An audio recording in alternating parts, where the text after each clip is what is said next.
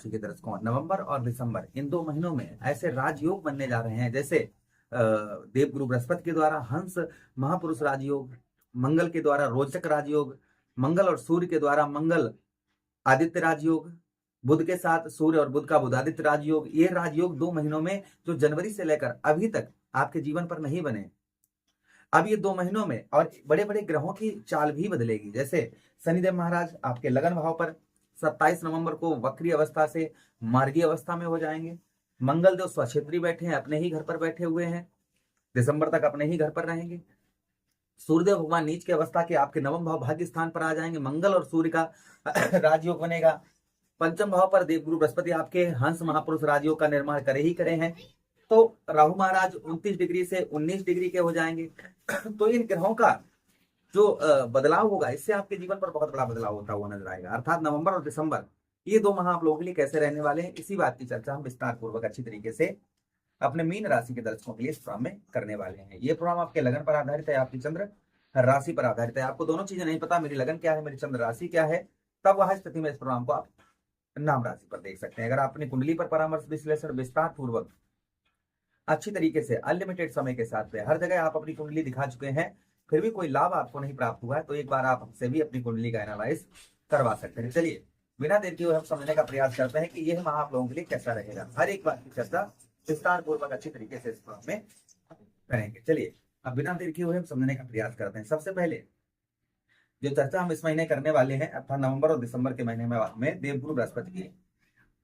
देवगुरु बृहस्पति आपके पंचम भाव, आपके संतान भाव, आपके पुत्र भाव पर रहेंगे। पंचम भाव पर जो राजयोग यहाँ पर बनेगा, जिससे आपको संतान से कोई अच्छी खबर इन 2 महीनों में प्राप्त हो सकती है। कोई गुड न्यूज आपको संतान के प्रति जो है प्राप्त हो सकती है। जो संतान के प्रति, जैसे आपके बच्चे कामयाबी नौकरी वगैरह ढूंढ रहे थे, नहीं मिल पा रही, तो उनको नौकरी जॉब वगैरह प्राप्त हो सकती है।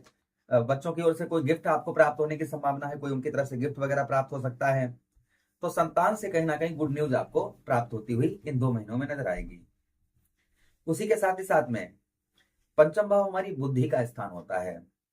आपकी बुद्धि के द्वारा जो आपको सफलता प्राप्त नहीं हो पा रही थी, आप अपनी बुद्धि से कोई डिसीजन नहीं ले पा रहे थे, आपके अपनी बुद्धि से कोई सफलता आपको प्राप्त नहीं हो पा रही थी, यानी बुद्धि काम नहीं कर रही थी। सीधी सीधी एक बात है कि आपकी बुद्धि कार्य नहीं कर रही थी, तो यहाँ पर आपकी बुद्धि उत्तम अच्छी कार्य करती हुई नजर आएगी।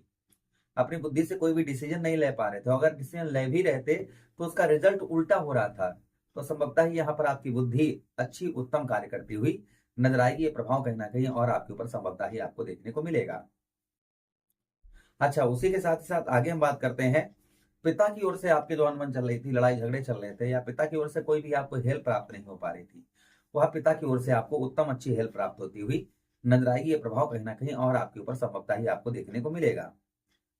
अच्छा, उसी के साथ ही साथ आगे हम चर्चा करते हैं, आपके पंचम भाव पर आपके लव लाइफ, यानी कि शादी से पहले आप प्रेम करते हैं और कर रहे थे, या फिर और वो आपका छूट गया है, तो ऐसा प्रेम पुनः आपका वापस होता हुआ नजर आएगा। जो आप शादी से पहले प्रेम करते हैं, वह प्रेम आपका छूट गया है, तो ऐसा प्रेम आपका पुनः वापस होता हुआ नजर आएगा। ये प्रभाव आपके ऊपर संभवतः ही और आपको देखने को मिलेगा। अच्छा, उसी के साथ ही साथ आगे हम चर्चा करते हैं, देवगुरु बृहस्पति के पंचम भाव पर यहाँ आपके मेहनत का, आप जो मेहनत कर रहे हैं, आप जो कर्म कर रहे हैं, उसका फल आपको प्राप्त नहीं हो पा रहा था, वह आपके मेहनत का, आपको कर्म का फल आपको प्राप्त होता हुआ नजर आएगा। अच्छा, उसी के साथ ही साथ में यहाँ पर पंचम भाव पर पेट से संबंधित, अर्थात उदर से संबंधित कोई रोग, कोई कष्ट, कोई परेशानी आपको परेशान कर रही थी, वह कष्ट परेशानी आपकी दूर होती हुई नजर आएगी। ये प्रभाव कहीं ना कहीं और आपके ऊपर संभवतः ही आपको देखने को मिलेगा।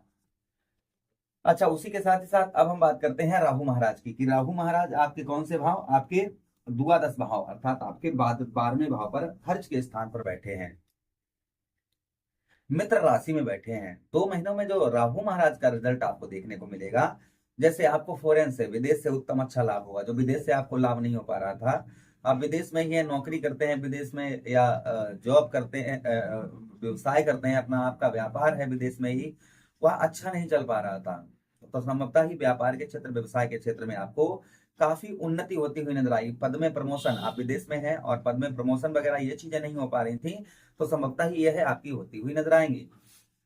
अच्छा, उसी के साथ ही साथ जो आप ब्याह नहीं चला पा रहे थे, अर्थात अपना खर्च नहीं चला पा रहे थे, घर चलाने में बहुत ज्यादा आपको समस्या हो रही थी, तो वह समस्या आपको ना के बराबर होगी। आप अपना खर्च नहीं चला पा रहे थे, यानी कि घर का खर्च नहीं चला पा रहे थे, खर्च चलाने के लिए आपको कर्ज लेना पड़ रहा था, तो संभवतः ही यह आपको नहीं करना पड़ेगा।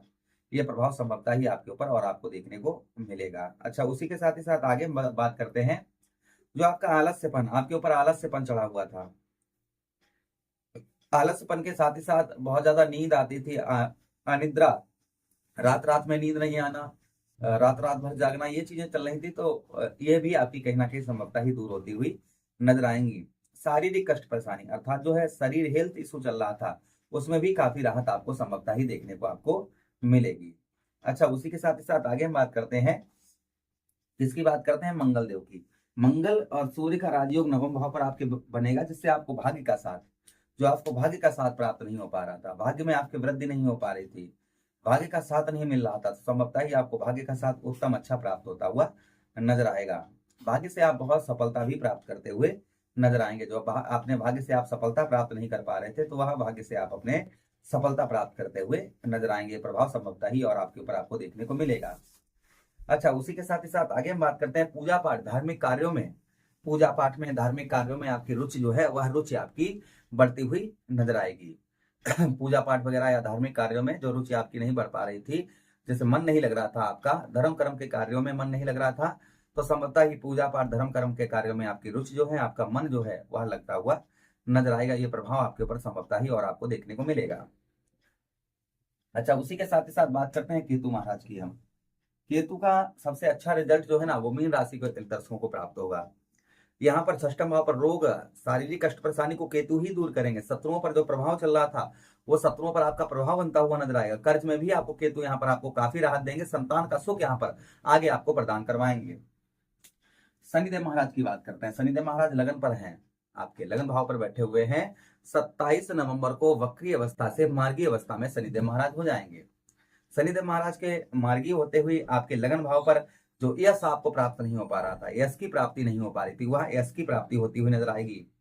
कुछ दम दुख कम होंगे, सुखों में आपके वृद्धि होती हुई नजर आएगी। शरीर के अंदर एक तेज, एक बल, ये आपके जागृत होता हुआ नजर आएगा। जो शरीर के अंदर एक तेज और बल आपके जागृत नहीं हो पा रहा था, वह बल शरीर के अंदर जागृत होता हुआ नजर आएगा। दुख कम रहेंगे, सुखों में आपकी वृद्धि होगी। एक स्थान पर आपका मन नहीं लग रहा था, यानी कि एक जगह पर आपका मन नहीं लग रहा था, संभवतः ही एक जगह पर आपका मन जो है वह लगता हुआ नजर आएगा। तो ये कुल मिलाकर इन ग्रहों का प्रभाव नवंबर और दिसंबर, ये 2 महीनों में इन राजयोगों के द्वारा आपके ऊपर आपको देखने को मिलेंगे।